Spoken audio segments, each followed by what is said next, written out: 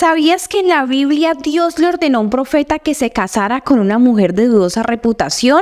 ¿Sabías que en la Biblia Dios le ordenó a un profeta que se casara con una prostituta? En el Antiguo Testamento se encuentran registradas las historias y mensajes de los profetas que tuvo el pueblo de Israel. Y aunque a comparación de otros profetas casi no se habla de este en particular, para mí Oseas tiene una de las historias más profundas y significativas en toda la Biblia. Todo comenzó con una orden inusual de parte de Dios. Oseas, ve y cásate con una prostituta y ten hijos con ella. Qué fuerte, ¿no? Te voy a contar cómo estuvo y qué es lo que nos enseña este matrimonio tan controversial. Pero antes ahí te va un poco de contexto. Ser profeta en Israel no era tarea fácil. Los profetas eran mensajeros de Dios. Si somos honestos, el simple hecho de que alguien te diga que habla de parte de Dios ya establece ciertas barreras entre las personas. Imagínate que alguien llega y te dice: Dios me dijo que te diga. La verdad es que no tan fácil le vas a creer. Lamentablemente en la historia muchas personas con malas intenciones han utilizado esta frase Dios me dijo para manipular a la gente a hacer lo que ellos quieren, no necesariamente porque Dios les haya hablado. Sin embargo, en el contexto del Antiguo Testamento, mucha gente sí respetaba a los profetas porque eran personas íntegras con una buena reputación como hombres y mujeres de Dios. Y a lo que voy con esto es que vamos a analizar la historia de un verdadero profeta y no de un charlatán. Al casarse con una prostituta por encomienda de Dios, el profeta Oseas vivió en carne propia el mensaje que Dios quería que él transmitiera a la gente. Y esto está muy interesante porque a muchos de los profetas no solo les tocaba hablar el mensaje que Dios les daba, también les tocaba vivir ese mensaje a través de experiencias en su vida. Unos profetas tuvieron visiones impresionantes, otros vieron a personas resucitar, interpretaban sueños, curaban enfermedades, entre muchas otras cosas más. Todas estas experiencias tenían que ver con el mensaje que Dios le asignaba a cada uno de ellos para hablarle al pueblo. La cosa es que de todas las experiencias que vivieron los profetas, la que más me sorprende a mí es la de Oseas. Imagínate por un momento que tú eres Oseas, tu primer día como profeta pensando: ¿qué milagro veré hoy? ¿Qué me revelará Dios? Y ahora imagínate que en lugar de eso Dios te diga: Oseas, cásate con una prostituta, porque eso tiene todo que ver con el mensaje que yo te voy a enviar para compartir con mi pueblo. Seguro lo que menos esperaba Oseas era escuchar a Dios pidiéndole esto. Sin embargo, aunque para un hombre de Dios con una reputación intachable no debió haber sido nada atractivo casarse con una prostituta, me imagino a Oseas pensando que el mensaje era muy claro. Seguro pensó: esta prostituta sin familia y con mala fama será restaurada socialmente al casarse conmigo. Ahora será una mujer de familia y esposa de un profeta. Llevará mi nombre, será madre, nunca más tendrá que prostituirse y viviremos felices para siempre. Me lo imagino pensando: ya entendí tu mensaje, Dios. Tú restauras y limpias a las personas, y así como yo con mi esposa, tú restaurarás y limpiarás al pueblo de Israel y nos llamarás a vivir juntos contigo para siempre como una familia feliz. Qué bueno eres, Dios. Ya entendí tu mensaje. Así que Oseas fue obediente y se casó con esta prostituta llamada Gomer y tuvieron 3 hijos. Pero de pronto todo se viene abajo para Oseas cuando descubre que Gomer le es infiel. Se da cuenta que incluso no todos sus hijos son de él, y es que Gomer seguía prostituyéndose mientras estaba casada, hasta que un día abandonó a Oseas y a sus hijos para ir en busca de hombres que le dieran bienes, comida y alcohol a cambio de sexo. Y yo me imagino a Oseas confundido: Dios, yo pensé que tu mensaje era de restauración. ¿Será que de verdad querías que me casara con ella? ¿Para qué me dabas esta tarea si mi matrimonio iba a terminar destruido? No entiendo. Pero aunque me lo imagino confundido, me lo imagino aún más destrozado y desilusionado, porque Oseas comienza a pensar: ya no quiero tener nada que ver con esa mujer, ni siquiera sé cuál de sus hijos sea realmente mío. Todo lo que hice por ella y así me paga, no la quiero volver a ver. Esto se acabó. Pero lo irónico es que en medio de esta tragedia es cuando Oseas comienza a entender realmente el mensaje de Dios y su propósito al pedirle que se casara con Gomer. Dios le dice: Oseas, una y otra vez mi pueblo me ha sido infiel. Todo lo que necesitan yo se los he dado, siempre los he cuidado, los hice míos y les di una nueva identidad, pero aún así me abandonaron. Fueron en busca de otros dioses, ofreciendo sacrificios a ídolos. Yo tampoco quiero tener nada que ver con Israel. Voy a quitarles mi protección y los voy a dejar a la deriva. Me querrán de vuelta cuando se den cuenta que me necesitan, pero voy a levantar un muro entre ellos y yo para que no me encuentren. Y Oseas se da cuenta de que Dios está hablando de su pueblo como si fuera una esposa infiel, tal como Gomer lo había sido con él. Literalmente Dios está desahogando con Oseas, le está abriendo su corazón. Para este punto era obvio que Oseas entendía por completo el corazón de Dios. Si alguien podía empatizar con Dios era Oseas, y si alguien podía entender el sufrimiento de Oseas era Dios. De pronto Dios continúa hablando diciendo: por lo tanto, y presta atención porque este es el clímax, Dios había dicho: me dejaron, no me valoraron, buscaron a otros dioses, así que voy a quitarles mi bendición. Y como dando llegando a una conclusión termina diciendo, por lo tanto, y yo me imagino a Oseas escuchando a Dios diciendo, por lo tanto, seguro Oseas pensó, aquí viene el juicio. Por lo tanto, ¿qué, Dios? ¿Te olvidarás para siempre de esos pecadores que no te valoraron? ¿O los exterminarás? ¿O los enviarás al infierno? Por lo tanto, ¿qué, Dios? Y Dios, continuando con la analogía del matrimonio, concluye, por lo tanto, volveré a conquistarlos, les hablaré con ternura, les devolveré mis bendiciones y convertiré su aflicción en esperanza. Regresarán a mí y yo los protegeré como un esposo. Serán míos para siempre. Les mostraré mi amor inagotable y mi compasión, mi justicia y mi rectitud. Les diré, ahora son mi pueblo. Y ellos responderán, tú eres nuestro Dios. Después de esto, Dios le dice a Oseas, ahora tú ve y ama nuevamente a tu esposa aun cuando te haya sido infiel, así como yo amo a mi pueblo aun cuando me han fallado tantas veces. En ese momento, Oseas va a buscar a su esposa, quien se encontraba en posesión de un hombre que había pagado por su compañía sexual. Así que aún siendo su esposa, Oseas tuvo que pagarle a este hombre para liberarla. Y habiéndola comprado de vuelta, hizo un pacto con ella diciendo, Gomer, te quedarás conmigo y serás mía y yo seré tuyo. Amigos, yo creo que no ha habido ningún hombre en la historia que entienda tan profundamente el corazón de Dios hacia la humanidad como Oseas. Esta historia me recuerda en cómo muchas veces pensamos que nuestra vida será perfecta cuando encontremos a Dios. Sin embargo, como Gomer, somos pecadores, seguido fallamos e incluso en ocasiones hemos caído en los mismos pecados que parecían haber quedado olvidados en la oscuridad de nuestro pasado. Pero cuando veo que Dios envía a Oseas a recuperar a su esposa para amarla de nuevo, viene a mi mente que Dios no solo quería hablar de la realidad del pueblo de Israel en ese momento de la historia. Dios nos muestra aquí lo que Él está dispuesto a hacer no solo por una nación, sino por el mundo entero. La historia de Oseas apunta a una historia más grande y trascendental. En Oseas podemos ver a Cristo, quien a pesar de que fallamos una y otra vez, no nos deja de amar. En Oseas, pagando el precio por recuperar a su esposa, podemos ver a Cristo que cuando vio que estábamos vendidos al pecado, estuvo dispuesto a pagar el precio con su vida misma para traernos de vuelta a Él. Oseas significa salvación y su vida apunta hacia el Salvador Jesús, cuyo nombre significa salvación de Dios. Si has fallado, no eres perfecto, ni el más religioso, ni la más santa, si has menospreciado e incluso abandonado a Jesús, Él nunca te dejará de amar. Amigos, el sacrificio de Cristo no solo fue para hacerse válido una vez en tu vida. La Biblia dice que el sacrificio de Cristo fue una vez y para siempre. Es decir, que en efecto, una sola vez fue a la cruz, pero una sola vez basta para que su sacrificio sea válido para siempre. Gente, el sacrificio de Jesús cubre la oscuridad de tu pasado, los errores del presente y aún las caídas del futuro. Él irá a buscarte en donde quiera que te encuentres para recordarte que Él es tuyo y tú eres de Él.